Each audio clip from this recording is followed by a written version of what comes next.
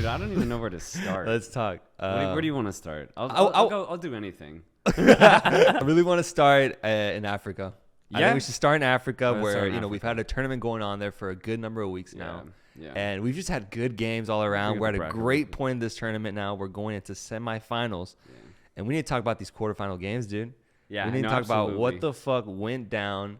And I'll start here. I want to talk about the Egypt-Morocco game because, as I've expressed before, big, just fan of Morocco. Not in how they play, but fan in terms of supporting a team. Yeah, you know? essence. Yeah. Vibe yeah. even maybe. Yeah, fanatic in that sense. Yeah. And they let me down a little bit early in the tournament. They weren't as effective and as impactful as I thought they would be. Yeah. But then they finally had a good game in the round of 16. They finally had it. Yeah. And they looked good. They looked solid. They looked like they could contend. And so I was really excited to see them match up against Egypt, who also had a really good performance that went to penalties, was high intensity, was just a hard-fought game. They had to work hard. They worked real hard. Yeah. Really hard. Worked real hard for it and got the dub with a Mo Salah game-winning penalty that just is storybook at this point. Yeah. Storybook. Yeah. And they match up in the quarters. And I get really hyped for it because me being a Liverpool fan, I'm also very, into the whole Mo Salah storyline of him bringing some sort of glory to Egypt, something that no one has really ever been able to do for that country. A lot of weight on his shoulders when you put it that way. But the thing is, every Egyptian is thinking that exact way. They know it's a lot of pressure, but they also know that he can probably handle it because he's so good. Right, yeah. It's kind of like you can't blame them for putting that pressure on him because of his skill level. It's like if when you have someone that's at the rate of the greatest player in the world, like when you have someone of that caliber, you got like comes with it. You expect the world, man. And man, this match was it was so damn hard fought. Both teams played really well, I think. Both teams had chances, opportunities to win the game. It was back and forth. Egypt seemed to have the upper hand for the most part. But what I loved about this match was that, to me, it's the most impressive win Egypt has had since probably the World Cup qualifying campaign of 2018. Yeah. The reason is this. I think it's really, really impressive when a team goes down early in a knockout game where everything's on the line, elimination game. They go down early and they face that adversity and they turn the score around. I find that very, very admirable. Yeah. And the fact that they were able to do it just on sheer will and earning it and deserving it really made me proud of this Egyptian team because they won it fair and square by the end. Mo Salah got a goal off of a rebound, and then he provided a wonderful assist. Beautiful assist. Got his fucking shoe shined. By I've never seen the assister get his shoe shined, but it was a beautiful fucking play. Yeah. And it just ended in a really big culminating moment for Egypt, who is now heading into the semifinal. Yeah. What did you think about the game? Completely deserved for Egypt. Again, right in the spotlight. You already set that precedence. Mohamed Salah goal and assist. So good to see. For me, I actually thought Morocco underwhelmed in that second half specifically. I think it was really, really even in that first half. Second half, we started to see the Morocco that we've seen all tournament long, super inconsistent. And I personally, I was disappointed because they dominated in that game against Malawi, just like basically what you had just said. And I was expecting Morocco to play that way. Obviously, it's going to be a lot harder because Egypt's defense is good. But I don't know. Morocco's missing something, man. Yeah. And when you look at it, when you look at the squad on paper, it's easy to see what they're missing. They don't have a real good center striker.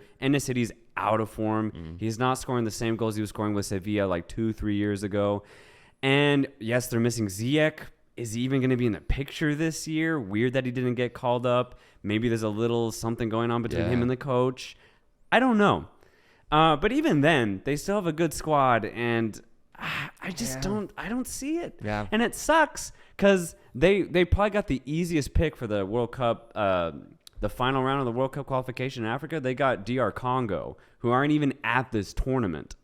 So Morocco's probably going to go to the World Cup. And for me, they're probably going to underwhelm once again. Yeah. And it just sucks because they have good players. But I just don't. For example, if they could fulfill their skill the way that Egypt does with their own players, right? Morocco could be exactly. so They can good. maximize the most at each position. Yes. Which it definitely feels they haven't done that. Because I feel like Egypt is doing that. Yeah. When you look at Egypt, yes, obviously they have Mohamed Salah. They have Trezeguet, who plays in the Premier League as well.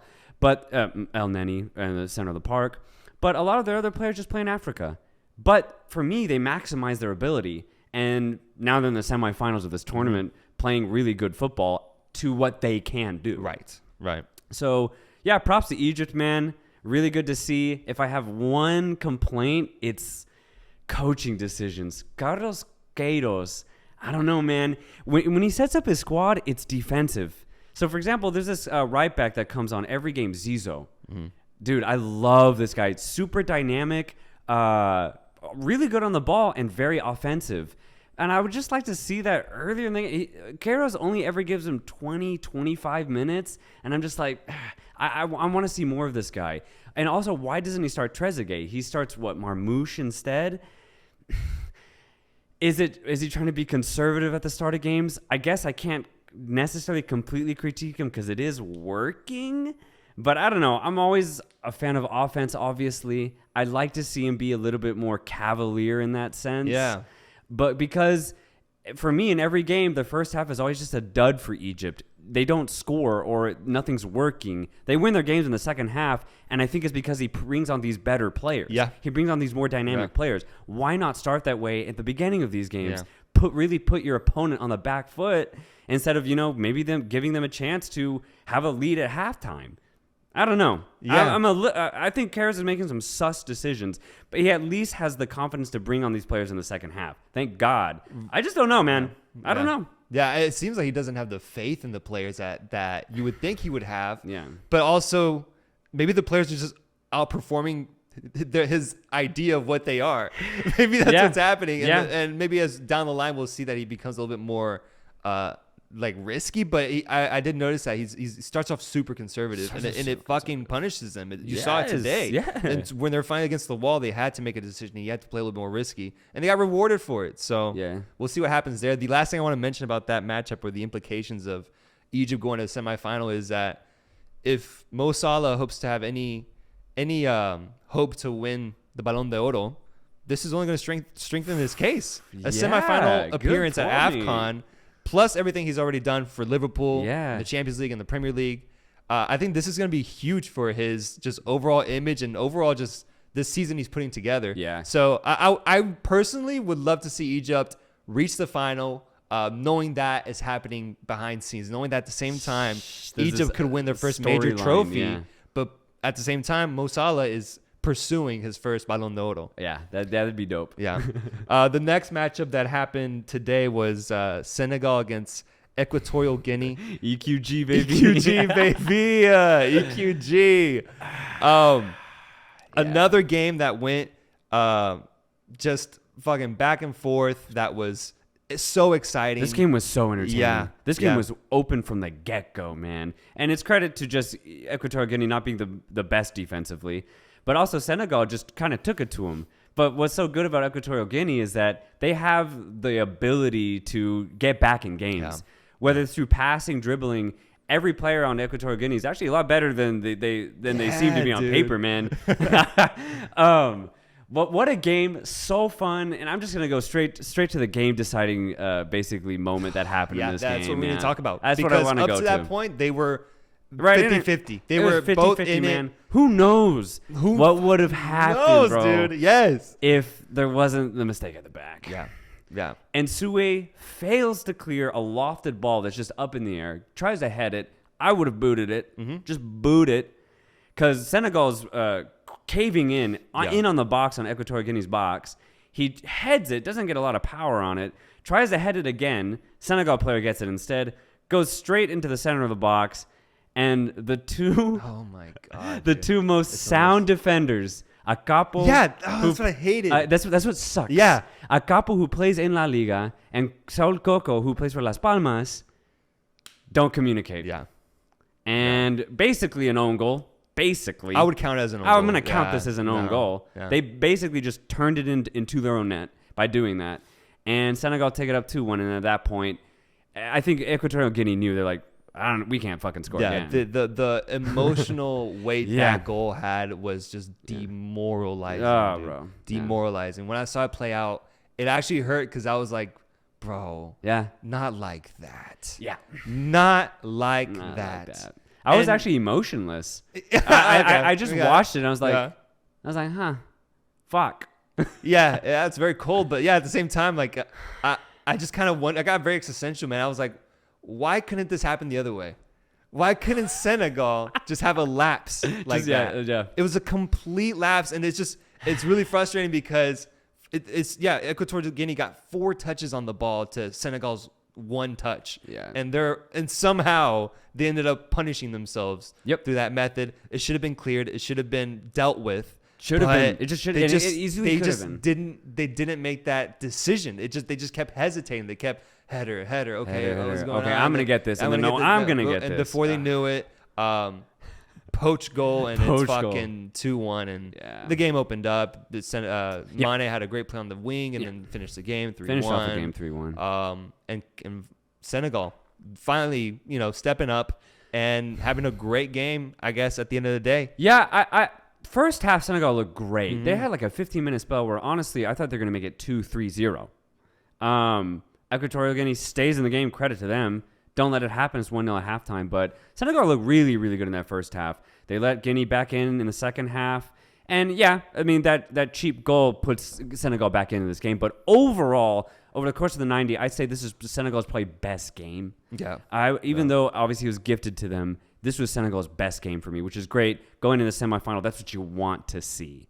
But I'm again, kind of like Egypt, I'm still not fully convinced by the Senegalese team, man, because when they conceded that beautiful goal by Yannick, when they conceded and it was 1-1, some of those players out there were like, I don't know. They looked negative. They lost a little bit of control. They lost control. Equatorial Guinea just felt confident. Suddenly they were fucking bombarding. Yeah, dude. Yeah. Guinea looked good after they tied it back up. And I was like, that's not good to see. Yeah. You would like to see Senegal be like, all right, well, that's just a good goal. Let's just continue what you're doing. But they didn't. They let Guinea back into that game because, I don't know, negative thinking and some changes that were made. It didn't look good for Senegal. But then they got back into it. So, again, credit to them. And good that they had their best game. But I don't know. There's something weird about the Senegal team that I'm just still not fully convinced about. Okay. No, fair enough. Yeah. It wasn't a traditional great game. It was more so a great game due to the circumstances that happened. Yeah. But I'm sure they'll take it. And that's kind of how they've been the whole tournament. They just kind of been doing just enough to get by. Yeah, in the group stage, in the round of 16, and now the quarters. And now they're in the semis, matching up against the winner of Burkina Faso against Tunisia. Yeah. Which was also a really, really fun match. Burkina Faso. Oh my God. Pulling off the incredible, having one hell of a tournament. Bro. That makes me really happy to see, man, because we've had a lot of good smaller teams in this tournament. But one by one, we saw them get slowly eliminated. And I was like, bro, please let just one of these teams make it to the semis. Yeah, At least give me that. Tunisia was facing them, so I was like, maybe it's not gonna happen this time. Same. Going into that game, dude, I thought Tunisia was gonna win. Tunisia put off a perfect game against Nigeria, who for me were the favorites going into the knockout stage. But Tunisia had a game plan, knocked out Nigeria. Yeah, it got a little weird because there was a red card in the second half, but still, I think Tunisia deserved it. Square, yeah, exactly. I think Tunisia deserved it. So going into that game against Burkina, I was like, fuck, man, I don't think Faso is going to have just enough. Their best player on paper, Bertrand Traore, was out. He wasn't going to play. So I was like, fuck. But my God, Burkina Faso showed up. And, dude, they played their best game. Yeah. Maybe ever. Maybe ever. They played so well. They had a complete game plan. And for me, 3 players really stood out. And they've all had such a good tournament. These 3 players specifically, Kabore and the 2 central midfielders of this team, Guida and Blati Toure. When if anyone has not seen Burkina Faso play yet, when you watch them play, watch these 3 players. So good on the ball. Really surprising for me too, because I've never seen these guys play before. Yeah. And I'm not gonna admit that. I thought these guys were gonna be good going to the tournament. Never heard of these guys, and they're playing so well. and what really gets me about this Burkina team, their confidence level is out of this fucking world. They play like they've always played like this before. They got a swagger to them. They got a swagger to them, dude.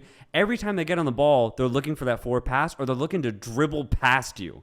You know what I mean? That's a balls, man. That's like, aggressive. It's so aggressive, but they have the confidence to do that. And I honestly don't see, for example, a lot of Senegalese or Egyptian players have the same confidence that these Burkina Faso players do. And it completely shut down this game. They outplayed Tunisia from the moment that whistle was blown. Tunisia honestly had a really shitty game. They didn't do shit. They lost it before the game even started. No, so for real, man. Like, dude, I was kind of pissed. Yeah. I was like, how are you going to knock out Nigeria, who's looking so good? Everybody had them like, oh, damn, Nigeria's looking really good. How are you going to knock that team out and then come here and play Burkina Faso and just, like, not even compete? Yeah. It is sad. I was like, man, fuck this Tunisia team, man. Yeah. But, hey, Burkina Faso. And I was thinking about this just kind of on a bigger picture level. If there's an incentive to have more teams at the World Cup, it's moments like Burkina Faso that help support that notion. Because Burkina Faso probably can't qualify to a 32-team World Cup just because the process is so grueling. It's over the course of several years, and it's harder for a team like Burkina Faso to be consistent over the course of 3 years. It's almost like a test of infrastructure at one point. Rather than actual skill on paper. I completely agree. Because for me, it's easier for players who play in the top leagues of Europe to come together. And, you know, they have the best doctors. They have the best facilities. They come together for a week for qualifiers, play really well, and then ultimately qualify for the World Cup. Whereas a team like Burkina Faso and the lower teams like Gambia, Malawi, it's harder for them because they don't have the same setup. They don't have the same infrastructure. But if you increase the amount of teams who qualify for the World Cup, then maybe you get more moments, more beautiful passages where teams like Burkina Faso can come into this tournament, a bigger World Cup, and make a run. Yeah, dude. Make a run. Yeah. So that's what gets me excited about Burkina Faso having such a successful tournament, is that maybe we see that in a 48-team World Cup. Because honestly, when FIFA announced that they were expanding the World Cup, I was like, fuck that. I remember, I did not like it, The initial reaction was a little shaky just because it goes against tradition. It goes against what we've always known. 32 has always been such a sound number. It's such a sound number. And for me, it's like the perfect amount for the competition. I think it's like the perfect blend of like the top teams and then the underdogs. And so for me, when they said they were expanding, I was like, I don't know, man. I don't know, because I don't want too many shitty teams. But the thing is that if you just get a team like Burkina Faso, who maybe all they need is just 2 weeks to train together, and they can exceed what their potential is. Yeah. If I can just have one Burkina Faso at an expanded World Cup, I'm happy. Yeah, I'm happy. I'm more than happy. We'll have a lot of teams getting thumped, probably a number of teams getting blown out. But if that already happens, though. You saw Saudi Arabia in the Russian World Cup. Oh God, yeah, exactly. They got blown out multiple times. Yeah. So it's like, why not give us a better chance at producing maybe even multiple Cinderella teams, maybe multiple underdogs, teams that we can like fall in love with, teams that we don't know about from countries that we rarely hear about. Yes. Putting on at this incredible world stage. Yeah. So, that's what gets me really excited. And, Burkina Faso to the fucking semis. Let's go. So, they do play Senegal. Quick prediction on that.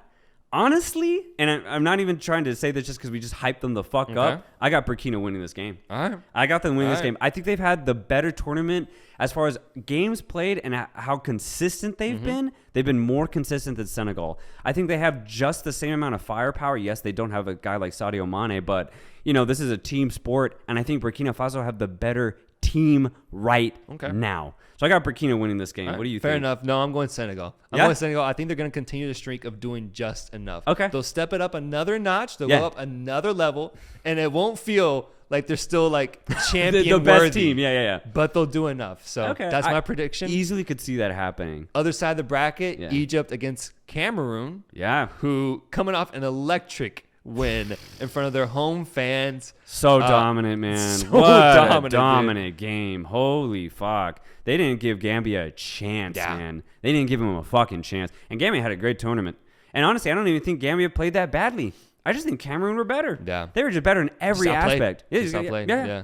So yeah, Cameroon. Yeah, they look really so good, well. especially as hosts. I honestly feel like I didn't give them enough credit as hosts going into this tournament. Usually I pretty much I'm like really big on hosts, but I didn't feel it this time around with Cameroon. But they've proven me wrong every step of the way, dude. And I love it, man. Their fans are super passionate. Yeah. Really fun. Really, You got Eto in the stands. Eto in the stands. You know, the cameras are on. The stage is set every time Cameroon plays, and they're gonna be in a semifinal. And dude, it's gonna be a hell of a matchup for this Egyptian team to show up in Cameroon and try to go head to head with them, because so far they've outplayed everyone they faced. Yeah, that's the thing. I was looking at this. I was like, damn, dude, Cameroon, I don't think they've been tested. Yeah. Like, no, seriously. I mean, because their group, Ethiopia, Cabo Verde, Cabo Verde, they tied them. But, I mean, at that point, they were already qualified. They thrashed Ethiopia, and they beat Burkina Faso in the opener. But it was through 2 penalties.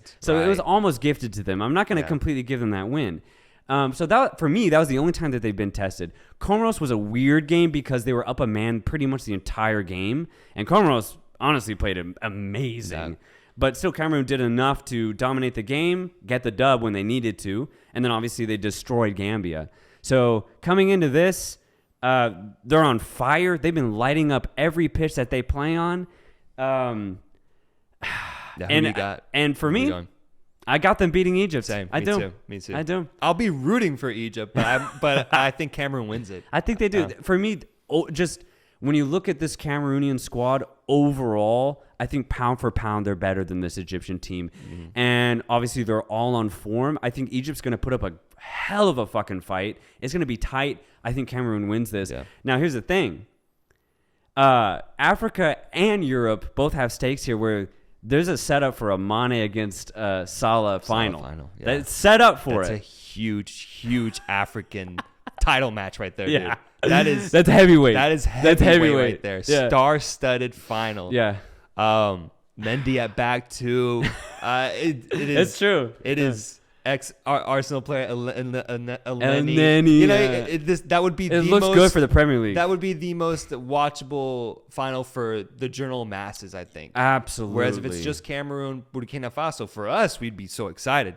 But for the mainstream audience, who knows if they tune in? Yeah. So we'll see, man. I don't know. I think that my prediction is I think Cameroon wins because I don't have the same trust and reliance with Egypt that I do with Cameroon. Cameroon, I feel really safe saying that the next game, the semifinal, they will show up. They will perform. They'll play at a certain standard. Yeah. Egypt, I could easily see just, not kind showing freezing. up. Freezing. Cold. Just not performing the way they did last round. Yeah. Being inconsistent in a way. I can see it. Yeah. But you always got the star factor of Salah. You got these players that are playing really well right now. Yeah.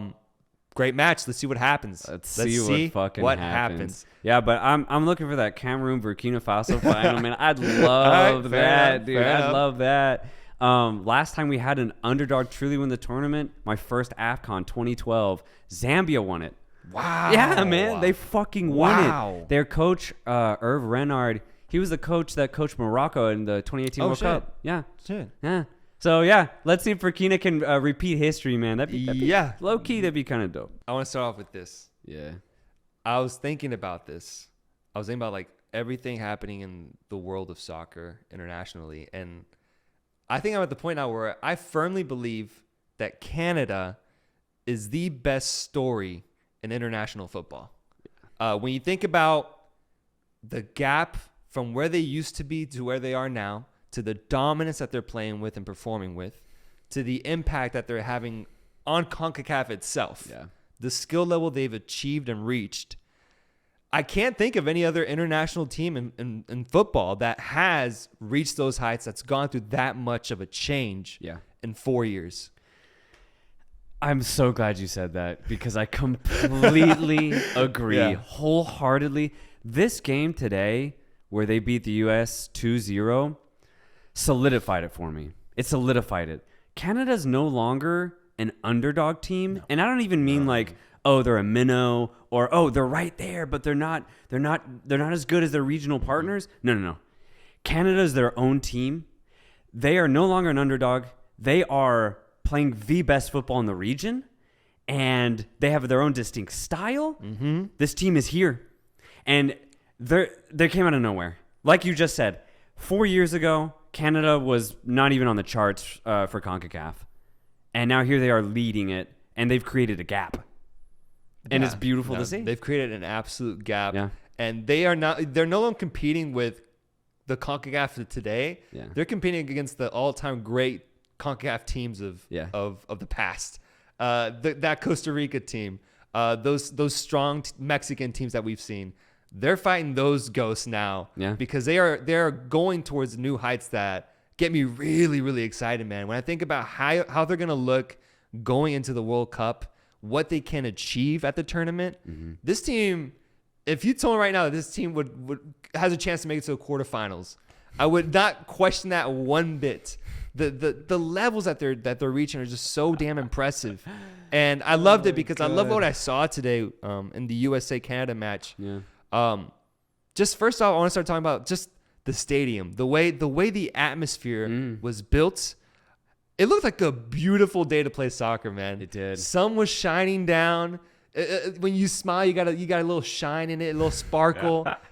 You feel like a glazed donut in that nice, soothing sun. Yeah. Midday game, the Americans show up, and you not only beat them, you completely dominate them. Yeah. And finish them off with the classic 2-0 finish. Yeah. With a banger goal. So glad to that close second it out. goal went in. Yeah, so glad they happy gave that went to in. me as a viewer. Yeah. And just everything, the characters on this team, the coach, the forwards, the fact that they did this without Alphonso Davies or Eustachio, the fact that they are now this powerhouse in CONCACAF, what this game meant. I'm just like, man, if you're Canadian, this is fucking heaven. This is ecstasy. Ecstasy. It's actually really scary because it seems like you're reading my mind right now. This is fucking terrifying. No, it finally kicked in for me today is what it is. It finally kicked in. No, it's the same. Watching today's game gave me major 2014 Costa Rica vibes. Because when Costa Rica hit the scene in 2012, there was no warning. There was no sign that this Costa Rica team was going to be as good as they ended up being. And this is the same thing with Canada. There is nothing that you can say that Canada can't reach insane heights right now. Yeah. What you just said, they can make a deep run at this World Cup this year when they qualify. They could go, I don't know how far they can go. Just like Costa Rica, a penalty shootout away from being the top 4 teams in the world when they nearly made it to the semifinals in 2014. Canada, I honestly think they can do the same fucking thing. Because I don't think anybody knows how to play Canada yet. Because they've only been playing this way for like a year and a half. Yeah. There's no scouting reports. Yeah. You can try, but this Canada team has a lot of unknown factors. And then insert the best CONCACAF player right now, Alphonso Davies, and who fucking knows what this Canada team can achieve. Now, I will say, just to have at least one critique, because they're not God. I got the same thing too. They're not God. And I actually highlighted this back when we first talked about them. Canada does, for real, lack a midfield presence. I wasn't just saying that. Yes. Yeah. And a lot of people mistook that for, they don't have any good midfielders. No, they do have good midfielders. It's just not a part of their game plan. They just don't use them. And the thing is, I don't know if that's a bad thing. Well, it is in the sense that they can't relieve pressure. We saw it when Mexico played in Canada, and we kind of saw it today just a little bit. When Canada doesn't have the ball, they look fine. They look comfortable. But when you don't have the ball for 30, 40 minutes, you're going to let in a shot on goal. You're going to. And, against the world's best, they're going to expose those holes. Now, the way Canada covers up those holes is just through perfect transition offense. Yeah. Deadly counterattacks. It's so deadly that even the best defensives will get caught off guard. And so that's how Canada's covering it up right now. And obviously it's working because they're the best team in CONCACAF. In CONCACAF, yeah. And I think that it's weird because it is their Achilles heel, but it also makes them so good. Their lack of midfield lets teams think that they're dominating the game. And then, boom, all of a sudden you're down 1-0 because of a counterattack. Yeah. And I think, again, it's both Canada's weakness, but it's also their strength. Yeah. No, yeah, I noticed it too today because they were up 1-0, and it's like the 60th minute. U.S. had had possession for a really long time, and I just started asking the question, Canada, can you just ice the game? Can you just slow it down? And it's just weird. Their game plan is so direct. Yeah. They get the ball back, they start working their way up towards the opponent's goal. And it works. And that's the thing. I am criticizing it, but it's worked for them so far. So why change is kind of what I'm thinking. Like, why go against what works so well for us? Obviously, it is a smarter thing to do, possess the ball. But right now, it's working. I just fear for them because come World Cup time, I just don't have the confidence that'll work, that they'll get away with it. Yeah. Yes, they will be in games. They will be scoring these incredible counterattacking goals. They'll be very exciting to see. But can you just provide me with some sort of some security once in a while? Ice the game, slow it down. And this team is, if they figure that out, if they implement that aspect into their team, Jesus fucking Christ. Jesus Christ. Yeah, dude, they top 3 teams in the world, man. And it's not even an understatement, man. I had this dark thought today while I was watching Canada because I was like, man, this team could make a deep run at this World Cup, but by the very thing that makes them so successful, they could face, like, I don't know, let's say in England or in Italy, who made the Euro finals, right? They could face a team like that in the quarterfinals, be up 1-0. But by the very thing that makes them so good, they take on the pressure, and then they just lose a big game like in the 90th minute or something. Yeah. Just because they could not relieve the pressure. Yes. And it's going to be heartbreaking to watch, man. But hey, don't say that. But I'm there. I'm there for Canada. I swear to God. It's just the anxiety that I know will await me on that day that they play a knockout game, bro. It's like I know I personally will just need that safety net. Please, John Herman. Yeah. Please. Implement it, please. Implement it. Somehow. A 5-minute just slow the game down. That's all I ask for. But outside of that, Canada's given us so much and more. Incredible effort from this team, just making a statement victory in Canada and winning this match. And my goodness, dude, still undefeated. My goodness. USA, on the other hand, kind of like how you said before, they were bound to get exposed for their just half to half play, man. Yeah, it's exactly what happened in this match. Yeah, they start off slow. They always take a long time to get settled into games. Even the El Salvador game. They weren't into it in that first half. Yeah. Then in the second half, they took over. But it's not going to work against these teams of quality. It's just not. And Canada showed that today. Yeah, I completely agree. U.S., they have this weird thing going on where they play with confidence. Like, I see Pulisic, I see Des. McKinney's playing actually very well this cycle. These players are in form. It's not that the players themselves aren't working. I just think... It's hard to say, but it might be Berhalter's own doing. Maybe he's just not saying the right things to these players, man. Maybe he's not setting them up to succeed, to fulfill their own potential. And you get to a point where do you start criticizing the coach? It's hard to when U.S. has been in second place this entire cycle. Yeah. So you cannot take out a coach when you're in the seat to qualify automatically. Mm-hmm. It gets weird. It gets weird when you're in a region where... 4 out of the 8 teams aren't competitive or competitive enough to truly, truly challenge you. All we can do right now is just say, U.S., they're good enough to beat El Salvador, but we see these mistakes where they don't get into these games, and then it only gets exposed when they play the best team, Canada. Yeah. So it's just like, what do you do? The only thing I can do right now is maybe blame Berhalter, but even then I wouldn't know exactly what to blame him on because... These U.S. teams, they do dominate. When you look at the stats, they always dominate in shots on target, possession, and it looks good. But just out on the pitch, you see something's missing. I don't know what it is because the desire's there. Pulisic playing his fucking heart out every game. You can see that Pulisic wants to win. And you see it with a lot of these players, but something's not clicking, whether it's that final pass, that final shot to actually win the game maybe. Something's not there. Something's not there. Yeah.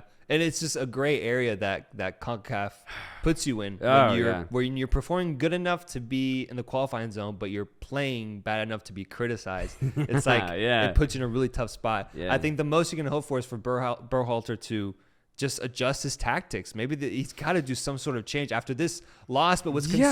Yeah, what do you do? What's concerning is that the quote that was released from him after the game today was that saddened by what happened today, not saddened by the performance though. See, that's the thing is when I looked at this game, I was like, okay, how do the U.S. change this? How do they score a goal? How do they get back into this after conceding early? The thing is, if you're just going off of black and white metrics, the U.S. were doing everything right. Mm-hmm. They maintained possession. They actually pressed pretty well. Every time they lost the ball, they tried to get it back immediately. I would say they were successful 75% of the time. Everything they were doing was textbook, and they were doing it well. But they still didn't create enough true goal-scoring opportunities. Other than that one header where Borjan had to save it off the post. Great save, good attack by the U.S. But other than that one chance, we had some good touches. Brenden Aaronson looked threatening, but nothing else really happened. So I can see Berhalter being like, look, we played well. I can see a lot of people saying the U.S. played well. Something's missing. Whether it's pace, I guess the only thing I could say is the U.S. should have passed the ball quicker. That's about it. But other than that, the Canadian defense was up for it, and they just outdid the U.S.'s offense. Yeah. It just came down to Canada was better today. That's it. Mm-hmm. But the U.S. can do something. I just don't know what. So, yeah, that is a little concerning that Berhalter just immediately played it off as, yeah, we played well. I don't know. That's weird. Yeah. I don't know if I like that. The other squad that's in the qualifying zone right now, Mexico, of course. My beautiful, beautiful Mexico. Yeah. Troubled child right now, that Mexico. Trouble, like that teenager that is just acting up right now. Yeah. And you just don't know how to set straight, man. I look at this team and I'm so bitter when I watch Mexico, man. I've never been this angry watching them. I watch how they play, and it's so unlike any Mexican team of the past, man. Yeah. In my lifetime, I have never seen a Mexico team this uninspired, lackluster, and this non-threatening. Today's game against Costa Rica, even the game against Jamaica, which we somehow won. Did we deserve it? I don't know, but we somehow won that game. Some of the most just unconvincing performances I've seen from the squad, and I think. For me, it truly comes down to Tata. I remember when we had Osorio, there was a big debate about his rotations. People hated that he did not have a simple starting 11, constantly starting for the team. Thing is about qualifying is that no matter who you coach, you're always going to have to switch out a lot of players. It happens pretty often in most squads. Oh yeah. But for the most part, there's like a strong 6-7 players that are always in the team. Yeah. I'm looking at Tata's team, and I don't see that. I see maybe 3 or 4 that tend to start. Herrera, he loves Chaka. Ochoa. Dude, he loves Chaka, bro. Gallardo. He fucking loves Chaka. Those 4 seem to always get the starts, and the rest are just rotated out. Yeah. And I'm just out here asking, we were so on Osorio's ass about rotations. Yeah. Why is that suddenly changing now with Tata? Yeah. And then we look into it deeper. Look at the players that he's choosing to play. At least with Osorio, I felt like there's some sort of momentum behind the players. Maybe an idea. There's an idea. Yeah. They were informed. These players work good together. Yeah. With Tata, I see zero cohesion, dude. He made 5 subs today against Costa Rica, and God knows why he made that many. To me, that just showed that he did not have full confidence in the starting 11. Yeah. Because if you pick a good starting 11, you don't have to make that many changes. Make 3, bro. And none of them made an impact except for Alexis Vega. Yeah. Vega looked good coming off, but literally no impact from anybody else. Yeah, and it's 5 changes. And it bothers me because it doesn't seem like he takes what the players do and gives them their credit for it. Diego Lainez was great in the Jamaica game. He finally started breaking lines. Honestly, when I was watching him, I was like, this might be this kid's best game in a Mexico jersey for a senior squad. Yeah. He hasn't done much for the national team, but that's why. I was like, he's actually giving us something right now that we don't have. That you lack. It's just willing to be aggressive, willing to be direct.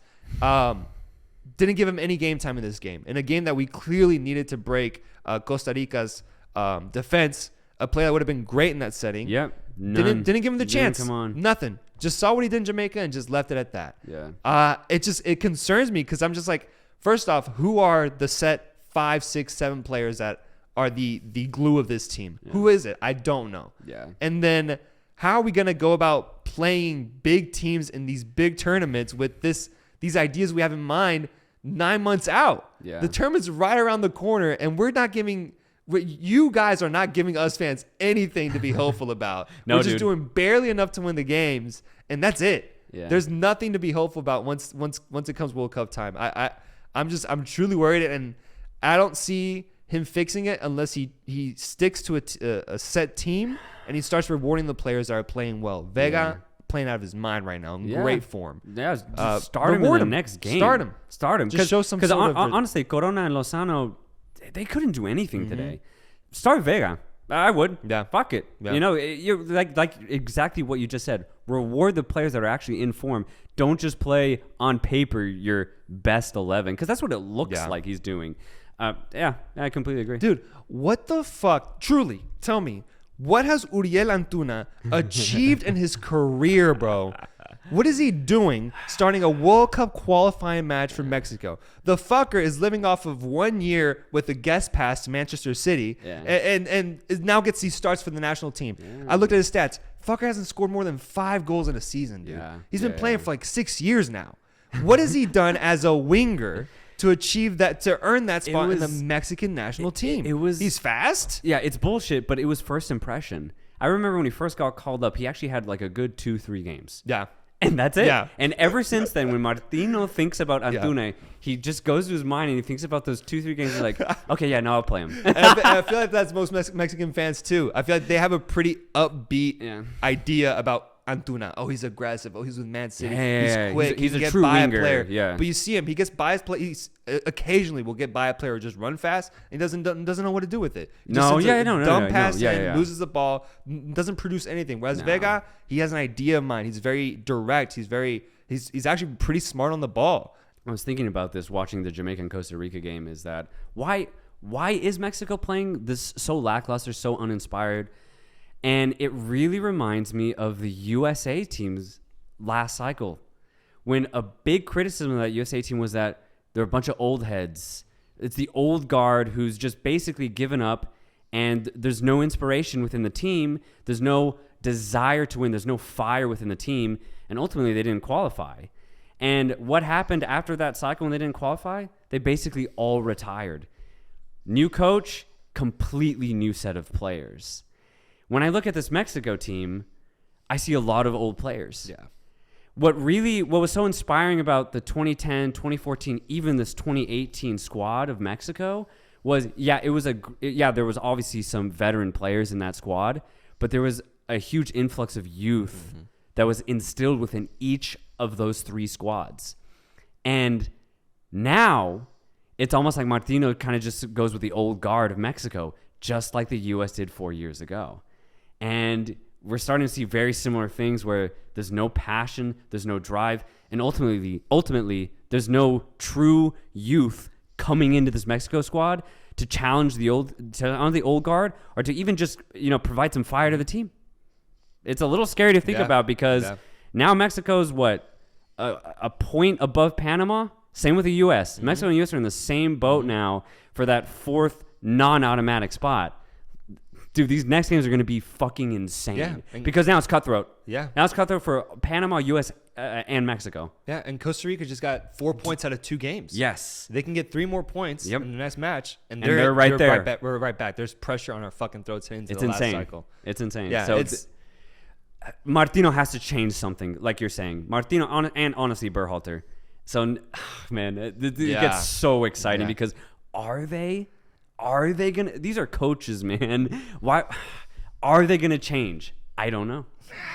Yeah, it's scary. I guess the silver lining is that Chaka got a yellow card today, so he won't be playing the next game. Hey, Arteaga finally got called up. Finally, bro. Arteaga finally got game time.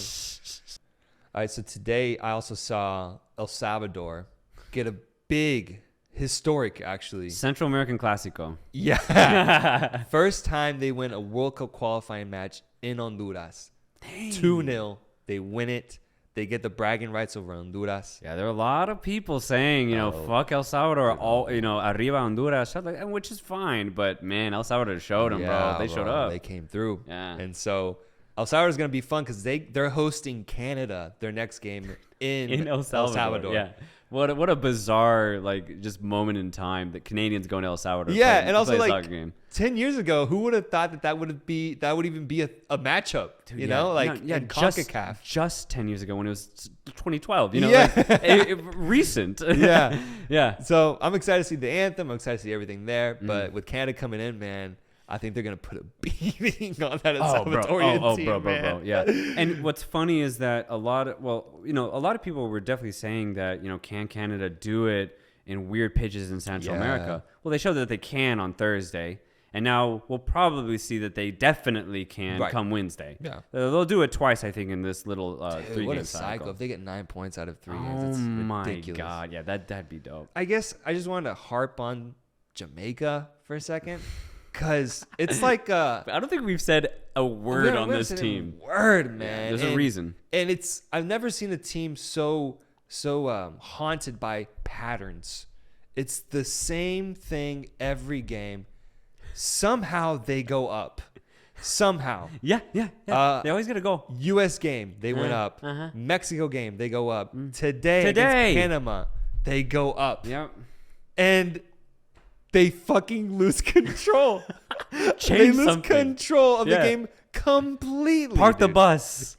Do whatever it takes. Fight. Yeah. Fight. Do these players not score and then think or not expect or predict what's going to happen next? Yeah. It seems like they're just, every time that they go up, they're like, it's a new reaction for them. And then suddenly they get scored on. They're like, guys, what's happening? Yeah. What's going on? It's like, guys, you've been here 5 times already. Yeah. Fucking learn from it. Yeah. They can't. That's Jamaica, man. That's Jamaica.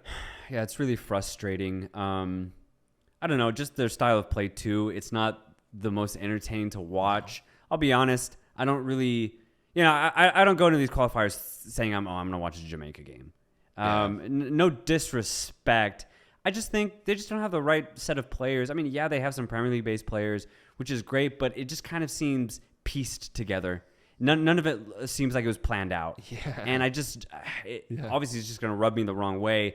It doesn't seem like they have a true game plan, which is exactly what you're saying. They don't. They go up and they're like, okay, let's just try to do that again. And then all of a sudden they're pinned against it and they lose. Yeah. So no good for Jamaica. Sunday League, man. Yeah. And then lastly, Costa Rica, having a great 2-game stretch right now. Yeah. They got a huge win against Panama. Yeah, big win. Brian Ruiz, El Capitan. Brian Ruiz. He still got it, man. He still got it. Just announced that he's going to retire officially from international football in December. So he's got the rest of the year. He said, this is it for me, my last hoorah. Let's see if we can qualify for the World Cup. And, man, if they shit, I don't know, man. They qualify somehow. Yeah. I mean, they're kind of right there. But they have, 12 points? 13? They're 12. Okay, 13 now, I think, with the tie. I think so, right? Yeah. I think they're 13. So they're kind of right. If they get 3 points come Wednesday, and depending on what happens between Panama, Mexico, and U.S., could be interesting. Yeah, could be really interesting. Things really interesting.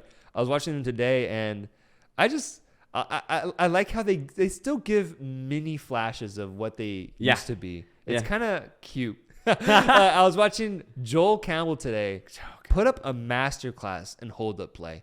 He's been doing that for Costa Rica his entire career. Yeah, and you can tell. It's like the type of thing where if you're striking, you're looking to learn the game, the way of the game. Yeah.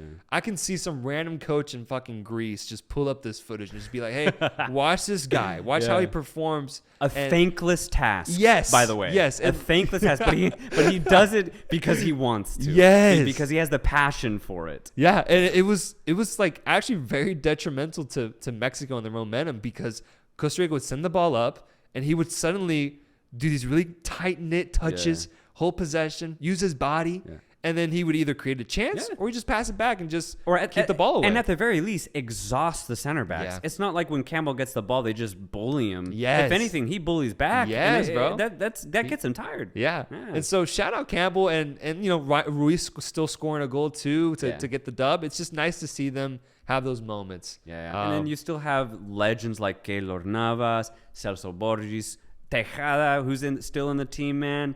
Brian Oviedo, you still got a lot of that core. Yeah, they're a lot older now, which is actually to their detriment. But it can actually help them out in games like this where they just need to see the game out. And they did. Yeah. 0-0 Mexico in Mexico and a fucking empty Azteca. Dude, fucking Christ. Dude, I looked it up, and apparently they're still working on renovations, obviously for the 2026 World Cup and preparing for hosting that. But, bro, they've been working on that stadium since I was like 8. It's been a work in progress for nearly 2 decades, bro. Yeah, man, yeah. And I hate it because I hear all these stories about how Azteca was just the cathedral of soccer, dude. Hosting 2 World Cup finals, the only stadium to ever do that. Damn. This incredible place to catch a football game. Yeah. And I even saw a few games growing up when America played Chivas, and that rivalry was very intense. Yeah. The stadium was jam-packed because people could actually go to the games. But now you see what the stadium's become, and it doesn't have that same fortress-like essence to it, I feel. And it makes me really sad because that's supposed to be where we're taking advantage of being at home, where we're supposed to, bully these teams and fucking scare them with our fans, but we don't have that right now. We don't have any sort of home field advantage in a way. If Mexico wants a home field advantage, bro, go to Guanajuato, play in that León Stadium, dude, man. Yeah, when is a change like that gonna come? It's pretty, and it's just, man, that'd be dope. Yeah, if anything, there's a number of stadiums I can name in Mexico that I think would be really good replacements for right now. Monterrey Stadium, bro. That'd be fun. Yeah, man. Monterrey would be really fun. That'd be a good one. Just, why do we have to settle for the Azteca? Yeah. But I wanted to recap and talk a little bit about Conmebol and the just absolute drama that happened over there this past round of games. To start off, probably the biggest game that I watched was the Peru versus Colombia match that ended 1-0 for Peru. And what was the type of game that, if you're Peruvian, you're going to talk about that game. You're going to talk about what happened at Barranquilla, man. It's going to get brought up every time a Colombian says, fuck Peru. Peru marched into Colombia, grinded out for 90 minutes, and stole 3 points from Colombia. They stole it. And then they got the fuck out of there. They stole it. I've never seen a robbery like that, bro. Robbery. And not robbery in the sense that Colombia deserved it. No. Peru completely deserved this. It was a heist. Peru the whole time they knew what they were doing. And they convinced Colombia that they were the better ones, that they had the better chance. Yeah. Peru, sneaky fucking Peru, man. Oh my God. Edison Flores with an absolute beautiful strike to confuse Ospina. People were harping about near post goal, but bro, the way Edison Flores positioned his feet on that shot made it look like he was gonna go across his body. Yeah, no, he didn't. No, little stinger of a shot. Ospina's caught off guard, and he scores on probably the only shot of Peru that whole game. Yeah, that whole game. Colombia, though, dude, I honestly can't remember a team of this caliber being so bad at finishing. Yeah. It's been, I believe now, 6 games without a goal. 6 games, dude. Yeah. They look like me when I'm on FIFA and I'm trying to be the top assist man, and I'm trying to actively avoid scoring a goal. They look so confused when it comes to that final ball and that final touch. And you just look at the talent, man. Falcao had a number of chances that game. Sure, they weren't clear, but even half chances that didn't come close for him. And I was just like, man, if there's a better player in that position, in a better form, does he finish it? Does he get a better shot off? James just trying out these long range strikes that maybe they go on target, but just didn't have a shot of going in. And just an overwhelming amount of corners, free kicks. Yeah. Nothing was working for them. They just don't seem to have a game plan when it comes to that final pass, that final touch, that final shot. Yeah. And it's going to be to their detriment. It's going to be their downfall. Colombia's not going to make it because their inability to score. Yeah, I liken Colombia's problem to a disease almost. When they qualified for 2018, obviously a lot of people were remembering what they did in 2014, which was phenomenal, by the way. And I'll never take that performance away from them because they were incredible. But going into 2018, there was something off about Colombia's offense. They weren't as fluid. Yeah. They weren't as dynamic. And whatever that offensive doubt that they had in 2018 has gotten worse every year since then. And right now, it's the worst it's ever been. Their offense is diseased. They're infected. Whether it's like a confidence thing when they put on a Colombian shirt and they're like, man, like I don't feel good. Like I don't feel good in front of goal. Or if it's just maybe it's the coach, Rueda's not setting them up right. Something's off in that offense and it's not working. And it doesn't look like it's ever going to get fixed in the near future. Yeah. It's not looking good for Colombia's offense. And for me, it's actually been foreshadowed for the last couple years, man. I'm not surprised by this. It's just annoying because they have so much talent. Yeah. That's the stark difference I'm talking about. That I'm not used to seeing a team with this skill level struggle so much in front of goal. Yeah. At the end of the day, usually that talent will shine through and they'll be able to pull out just something. Just one goal. Nothing here, bro. Yeah, no. Nothing. It's a collective disease, like you said. Yeah. It's collective. I would love to know what Colombians think about their inability to score. Just what do you guys think about just how weird this is? This is weird. This is bizarre. Yeah. It is rare. Peru going in with an absolute game plan. Yeah. And at times, I was a little just worried when watching the game because they weren't generating any opportunities at first. No. They weren't. No. They would Very steal the ball at and times. just boot it. Yeah. And then, boom, back again. Colombia's back at it, trying to get in. No. And for a while, I was like, the game plan doesn't seem that productive. And up until like the 70th minute, I was like, Peru's here to just get a point. Yeah. They're just going to settle for a point, And which is not ideal. Yeah. This is a game where you have to win. The World Cup has started now for Peru and Colombia. Yeah. There has to be a winner. Time would have been bad for both teams. And it seemed like they settled for that. Yeah. The thing is, I do see what you're saying. I don't blame them, though. Just because there's so much stigma in South America about winning at home. You win at home, but if you go on the road, a point is a win. Yeah. It's always been like that. So I don't blame them.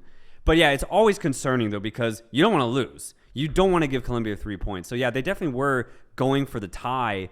But usually, if you just bunker in for 90 minutes, you cave at least once. Yeah. So that was definitely worried about that, but shit. No, and what's amazing is that the one time that they had an opportunity, they capitalized on it. Edison Flores was so clinical. Such a cutthroat goal to score, too. Yes, dude. Like, that's what it comes down to. That's what it comes down to. That moment right there. And that's crazy. Yeah. And so fucking ecstasy for Peruvians in that stadium because just such a monumental win. I hope that they can still, job is not done.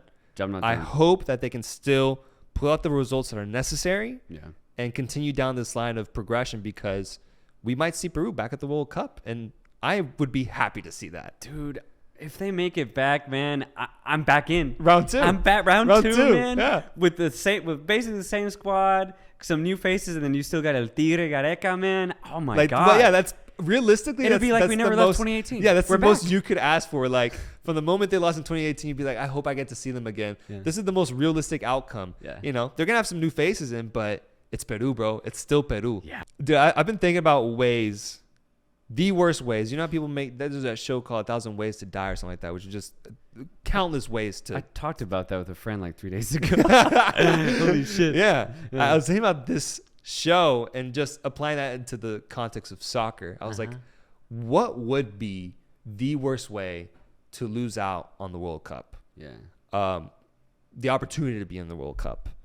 And, you know, I'm thinking about, you know, a cruel last minute goal that sends you out when you're right there, or you know, getting two players get red cards and suddenly you're out of the game and you don't have any chance. Harsh penalty. Or a game like Colombia against Peru where you're attacking and you have possession but you still end up losing the game.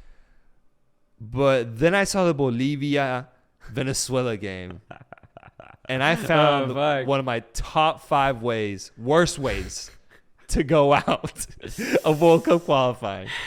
That was a goddamn funeral for Bolivian soccer. Yeah. That was one of the most depressing things I've seen on a soccer field, bro. You had Venezuelans dancing all over the pitch. The worst team in CONMEBOL right now. Yeah. Putting on a fucking show, looking like all-stars on that field against a team that is supposedly fighting for their lives to stay in the World Cup race. Yeah. Salomon Rondon putting on a world deal of performance, hat trick on your ass. Yeah. Essentially rendering the game done by like the 30th minute. They're up 2-0. Bolivia get a goal back, 2-1, but then Salomon Rondon comes back, Yeah. 3-1, 4-1, the game's done. Game done. And I'm Done just and like dusted. watching this, and I'm like, bro, this is the complete opposite of the Peruvian experience. Yeah, it is. It's the complete opposite because you go in as a Bolivian. All right, we're on the road. Let's get a point. Let's just stay in it at the very least. And then fucking this happens. Hell, bro. Yeah. Hell. Beckerman is fucking losing his shit on the sideline. Beckerman, man. Yeah, A lot of people Pecs. really like that signing. I think it's a great coach signing. Let's see what he can do. The weird thing about Venezuela is that they have a better squad than what their point tally shows. You know, they have some talented players. Usually in Copa Americas, Venezuela and Peru too always outperforms other teams. For example, like Uruguay, Paraguay. Mm-hmm. They never usually have good Copa Americas, but Venezuela and Peru always somewhat kind of do. Venezuela not recently, but they had, like I remember in 2015, 2011, Venezuela, even though getting nowhere near World Cup, would have good Copa Americas. So you could always see that Venezuela have something in their roster, but it's just never been unlocked in qualifying rounds, man.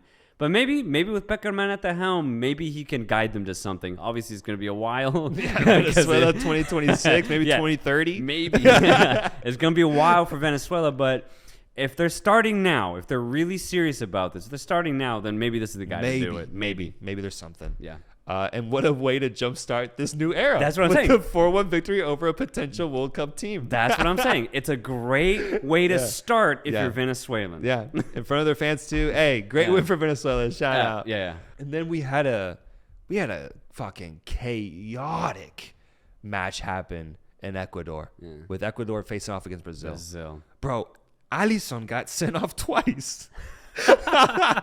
Twice. Two red cards. Yeah. Stayed on.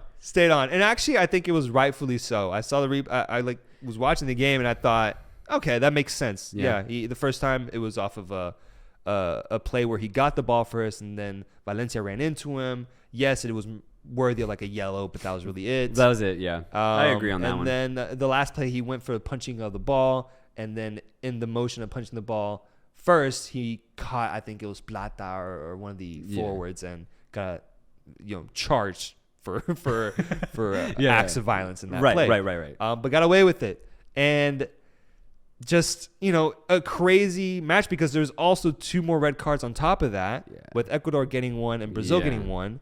That we saw a 10-on-10 game for a good 80, 70 minutes. Yeah. Gonzalo Plata, I want to highlight. Okay. Put on a goddamn show. Yeah. Really good performance. He's tall. He's nimble. Yeah. He's got a little bit of flair to him. He had a play where he got past like 4 fucking players and laid it off to a guy and he couldn't finish. But he's actively in the game. He's so involved in every fucking play. And I really liked his play. I was like, okay, I'm going to keep an eye on this kid. Ecuador went on to put on a really good, strong performance, while Brazil seemed a little shaky at times, just kind of not as dominant as I'm used to seeing them. Yeah. But as you said, I think Brazil went with the idea of this is a South American game. This is CONMEBOL qualifying. Yeah. I think a point here is good enough for us. And they've obviously already qualified. They don't have as much on the line. That's the thing. They went in to just take care of business. And I think in their minds they did. They got away with, getting 2 red cards. They got a point. They were away. Ecuador came out much more aggressive, much more with much more on the line, and got a point out of it as well. So overall, good game, and I think that going forward, Ecuador now has a better chance of qualifying because they got a point out of Brazil, which no one has really been able to do outside of 2 other teams. Right, and for me, that's my biggest takeaway is Ecuador getting a point against Brazil, by far the best team in the region. And where I had qualms or worries about Ecuador just being, can they do it against the best? I think this is a good sign that they just keep working, keep performing. I think Ecuador can actually be a lot better than I think any of the world can expect them to be. Yeah. So good shit for Ecuador. They just have to keep it up. Keep this shit up. Keep performing. Keep believing in each other because shit, man. I mean, Ecuador might be, for me, like the team to watch coming out of like underdog Americas. Okay. For the World Cup. Yeah. I can see that. They've got a big match against Peru next. Yeah. So Peru's going to come into there fucking hungry, bro. Yeah. Hungry. Haven't been fed in a while. And Ecuador's got a lot of incentive because if they get 3 points out of this game, they're in. They're qualified for the World Cup. Yeah. So could be a big, big game for Ecuador if they get a win. Whereas on the other side, Peru could have a monumental day back again. Club World Cup this Thursday. Club World Cup this Thursday. Al Jazeera? Always. Dude, Club World Cup, one of my favorite little tournaments. And I actually mean that because the idea of it's dope. You get the best clubs based off of Champions League in each confederation, and you put them in one tournament, you have them play each other. And there's no time wasted. There's no group stage. It's one and done. Yeah. You win, you move on. You lose, you go home, or you play, a fifth place match, whatever the hell. But it's just really quick. Lasts like a week and a half, and I love it because when I first started watching soccer, I come from a background where I was not born into the sport. My parents didn't watch soccer at all. None of my brothers did. None of my uncles, aunts, nothing. So when I learned that there's a tournament like this, I was like, the fuck? There are professional teams in Africa? Because I didn't know. Yeah. I didn't know. And I didn't know the world of soccer at all. And the Club World Cup was a great way to realize that the game of soccer is truly global. Not just on an international stage because of the World Cup, but at the very lowest points of, I'm just going to play soccer for a living. Or I'm going to play it semi-professionally, teach on the side. Because I love the sport. The Club World Cup really opened me up to that idea that soccer is it's so much more than just a sport. Because you have teams. That first tournament that I watched, my first Club World Cup, Pachuca was in it. A team called Tipi Mazembe from DR Congo was in it. And they actually made it to the final that year and played against Inter Milan, against Jose Mourinho's Inter Milan. And I was just like, damn, a team from Central Africa who I've never heard of before, who doesn't play in Europe, who doesn't play in the UEFA Champions League, me at the time not knowing really what any of those were, I was like, they're able to compete at the highest level. Just solely because they're playing it locally in their own league. Yeah. And I was like, damn, that's beautiful. And from there, I went down the Wikipedia rabbit hole, man. And I found myself in literally all parts of the world. Tahiti, Algeria, Nicaragua. I was like, damn, there's a league in every country. And I was like, it completely blew my mind.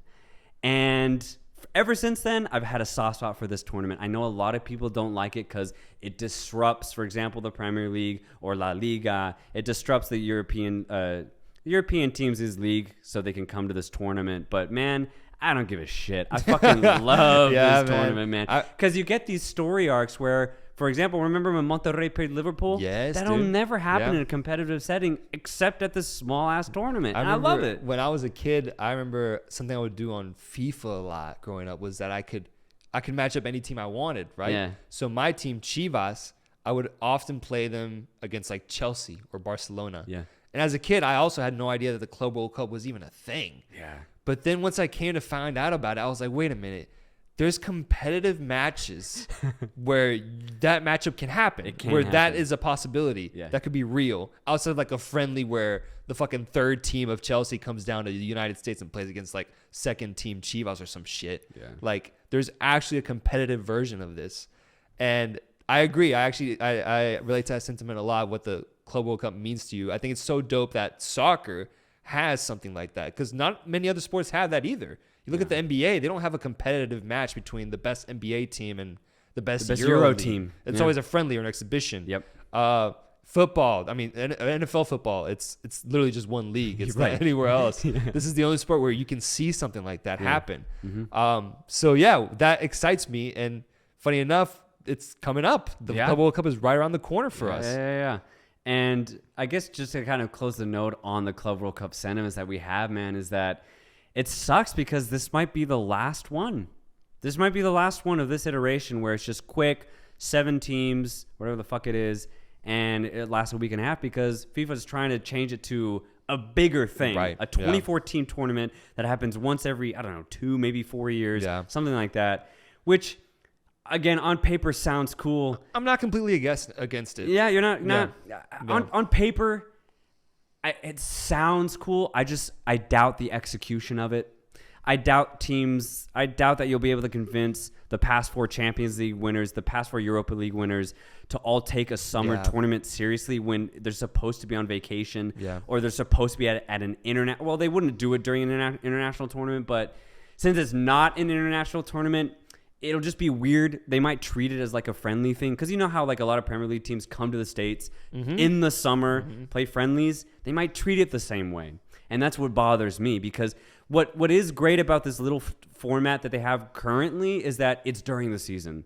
So a team like Chelsea can't just switch off and be like, oh, I'm not going to play because they're in the middle of their season. They're on it mentally and physically. So even though they may not care too much about this tournament, they have no choice but to just kind of, once they get on the pitch, they lock in and they're like, all right, let's play. Yeah. And that's what I love about this version of this tournament is that it is doable from that perspective. When you bring in teams like from South America or Europe, is that they're going to play their hardest.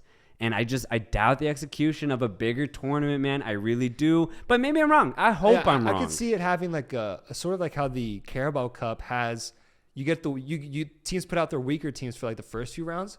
But I just don't see how a big team makes the semis or final and fields that team. At the end of the day, a trophy is a trophy, and these big clubs love their trophies. True. They love, especially now in ring culture, it's bigger than ever. Yeah. I don't see them fielding a second tier, third tier team in a final. Once you get deep. But I could see like the first few rounds being a little underwhelming in that sense of the squads that are presented. Yeah. But it's just hard to gauge. I also have kind of come to learn that there's constantly change in tournaments.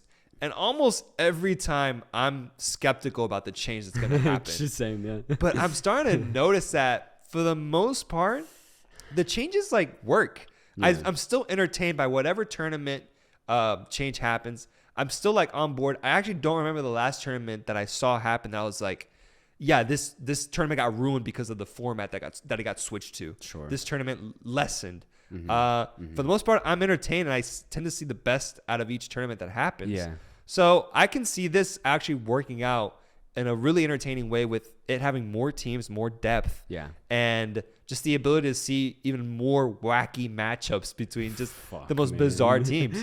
So yeah, we'll see how that turns out, how that plays out. Yeah, but man. something I hope you're right, man. Honestly, because if we get a competitive tournament like that, where you have like 8 South American teams, 8 European teams, 4 from CONCACAF, 4 from Africa, from Asia. That'd be awesome, man. Because that would just completely encapsulate everything that I love about the Club World Cup now and just make it bigger. Yeah, it would genuinely be a club like World Cup. A true Club World Cup with group stages and. But let's go through this and let's predict how this year's World Cup, the last of this version, is going to play out. Yeah. I'm gonna treat this as surface level as I can because. I mean, a lot of these teams, they won this. They qualified for a while ago, and right now, maybe they're in some weird form. So let's just start off with the first game. Host Al Jazeera, the current UAE champions, playing a Tahitian team, AS Pire. Never heard of them before. But I will say this. They just got nominated to this tournament. They didn't even qualify technically. COVID really fucked up Oceanian football, bro. They fucked it up. Damn. Yeah, COVID really, really. Damn. A lot of tournaments over there, a lot of leagues just have stopped for 2 years. It's just tough to maintain infrastructure over there, so it's understandable. So it was supposed to be Auckland City, who almost always make it, but they just couldn't do it because of New Zealand rules. So this Tahitian team got nominated instead. So, man, even if they put up even a remote fight, it would be impressive. Yeah. It would be impressive. This Al Jazeera team, obviously, teams from the Middle East tend to do well in this tournament for some reason. They always kind of show up. I remember there was a couple years ago when I may have been Al Jazeera when they played Real Madrid and did great. Oh, yeah. I remember that. They did great. So, yeah, I mean, these Middle Eastern teams always tend to do well. So, yeah, I got Al Jazeera winning this first game. All right. Yeah. And then we have Monterrey facing off against Al Ahly. Yeah, so Monterrey are on the good side of the bracket because the winner of this plays the South American team. Gotcha. You don't want to play Chelsea. You don't want to play the European team unless it's in the final. Monterrey against Al Ahly. Al Ahly, they played the Mamelodi Sundowns in their African Champions League final, and they dominated it. I watched that game. Al Ahly's coach is South African. Mamelodi Sundowns was also South African. His name's Pito Mosimane. He won the Champions League with Mamelodi Sundowns. And then he won it again with Al Ahly. Yeah. So he's good. He's heavyweight right there. He's bro. in form right now, bro. My goodness. He's in form. And Al Ahly always obviously they're like they basically make it to every other African Champions League final. They're here once again, and they always kind of give the same performance. It's good, but just not good enough. So I got Monterrey winning this game. Yeah. Monterrey, obviously, I mean, their squad's better. They're always at Club World Cups because they figured out the CONCACAF Champions League formula, bro. Like, it's kind of annoying because there are better teams in Mexico, Leon being one of them. There are better teams year in and year out. But it's always Monterrey who win the fucking Champions League, bro. They know. They figured it out. They know. Yeah, they know how to do it. And I don't know. I guess we need to talk to them to figure out how to win Champions League because I would love to see Leon play, for example, like Chelsea or something like that. But fuck, like Monterrey Leon just figured hasn't made out. a CONCACAF Champions League. No. You know, Monterrey and Chivas have been there. Tigres has been there. America. Yeah, America. That's it. But then we're missing out on teams like Santos Laguna when they had a really good run. Atlas now, who are doing really well. We're missing out on some really good Mexican teams who just can't figure out CONCACAF Champions League. Hey, well, it could be an MLS team too.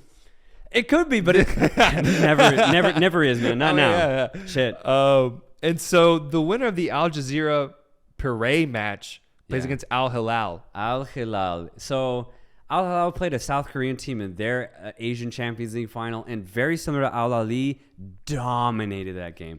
I remember watching that game back in November.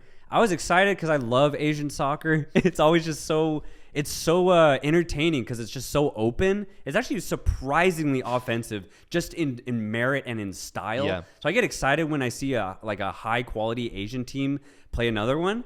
Al Hilal dominated. The South Korean team wasn't even in the fucking match, bro. Pissed me off. But it was good for Al Hilal. They're always here too. They always seem to do well in the AFC Champions League because, I don't know, the UAE teams can never crack the code for AFC Champions League finals. They just can't. Iranian teams have been making it recently, but they can't win it either. It's either a Saudi Arabian team, Al Hilal, or a Korean team. Sometimes Japanese team. But yeah, so this time Al Hilal's back in it. They play Al Jazeera. I think it's going to be a tight game. But I have Al Jazeera winning it. Okay. I have Al Jazeera winning it. Al Hilal are like in 4th place right now. Actually, so is Al Jazeera in their own league. So they're both kind of slightly out of form. Okay. Yeah. And now the Copa Libertadores champions, Palmeiras, facing off against Monterrey in the semifinal, I believe. Yeah, semifinal. I got Monterrey winning. Fuck the Brazilian football, bro. I just can't get behind it when it comes down to playing against like other style teams. I think Brazilian football is good in South America, but I think it gets exposed when they play European teams and, for example, a team like Monterrey. Yeah. I think obviously Monterrey's not going to dominate them. I think it's going to be a really tight game. But if Monterrey are on it and they play their best football, I think they'll beat them. Yeah. Palmeiras obviously back-to-back winners in South America in Copa Libertadores, but for me they play a very I don't want to say conservative because it's not, but they just kind of play a very less risk-take type of game, and I think Monterrey will expose that with their own offense. Yeah. I think I love the matchup of a Mexican team and a Brazilian team because I'm eternally pissed, bro, that a Mexican team was never able to win a Copa Libertadores during the time when they were involved, because I truly think if they had just let it run 5 more years, bro, you don't think that Tigres side would have won a championship? Right. Yeah, and I would love to see the reaction to a Mexican club team winning a tournament that's meant for the South Americans. Yes. Like just the chaos that would bring on. I feel like South Americans love the fact that a Mexican team was never able to win it. That they'll always be able to say fell that. short. Yes. Yeah, that's actually such a good point because, you know, if you read on forums, YouTube comments everywhere, South Americans are so high on their leagues. High on them. But I completely disagree. Maybe 15 years ago, back in the mid-2000s, sure, maybe they were better. But the gap is completely closed. I would even say that the top 2-3 MLS teams I honestly could compete with the best South American teams. Yeah. I genuinely believe that. And I think one thing that really kind of promotes that notion is that there was like a year ago, there was something on ESPN Deportes where they were interviewing a lot of Argentines playing in MLS, and they were asking them, they're like, "Hey man, what's the difference? You played in Liga MX, you've played in Argentine league, you play in the MLS. What's the difference? What league is noticeably harder?" And everyone always said Liga MX was by far the hardest and the most quality league out of those three leagues. Wow. Out of Argentine league, Liga MX, and MLS. And even then, they still credited MLS. They're like, though, MLS is not that far behind Liga MX and even the Argentine league. Damn. Yeah. So the players, the ones who actually play in those conditions in those leagues, they're starting to recognize that the South American leagues are not as highly regarded as maybe the fans make them out to be. Yeah, and I think it's just because of also a big factor is the quality of the international team. Kind of dissuading the view of how good the league is. People often associate how good the international team is with how good the leagues are. Yeah. And it's for some reason, it's never been that way in South America. No. Like ever. No. The Brazilian league has never been as good as the Brazilian team, maybe in like the 80s or some shit. Yeah.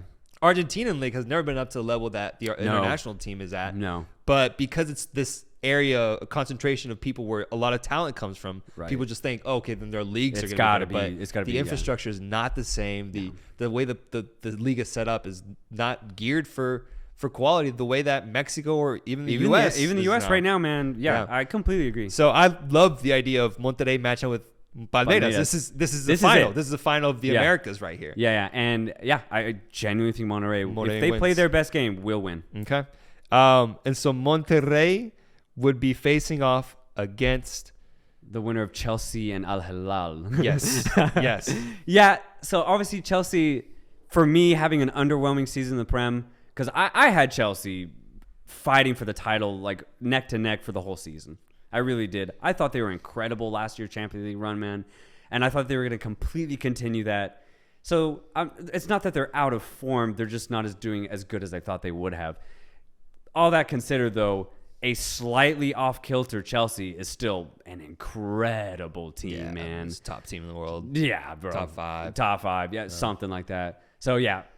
I hope Al Hilal don't get fucking thrashed. But I got Chelsea easily winning that game, man. Easily. Yeah, this is an easy one. Yeah. Okay. And so the final then becomes Monterrey against Chelsea. I hope that happens, though, because Monterrey already got, I'm not going to say so close, but they put up a fucking fight. Good game against Liverpool, man. Yeah. Really good game. And so if they take that energy, man, I'd love to see what they could do against Chelsea. At the end of the day, I do think Chelsea will win. I think Chelsea's going to be the champions of this FIFA Club World Cup here in 2022 in the United Arab Emirates. But I hope Monterrey put up some sort of fight. I know they will.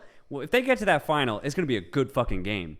But ultimately, I got Chelsea lifting that trophy. What if Palmeiras gets to the final? Palmeiras Chelsea, does Palmeiras have a better shot in that context of facing a giant? Do they have a better shot than Monterrey? Sometimes teams can be set up differently. Absolutely. If Palmeiras make it, it'll be because their defense completely nilled out Monterrey's offense, meaning that Palmeiras have a really good back line, which they do. Palmeiras got to the Copa Lib not because of their offensive creativity, but because of their solidity in the midfield and in the back. So, yeah, I don't think they'd have any better chance than Monterrey other than maybe keeping it 0-0 for longer. Okay. So maybe they keep it tighter for longer and maybe they get something off a set piece or they go into extra time.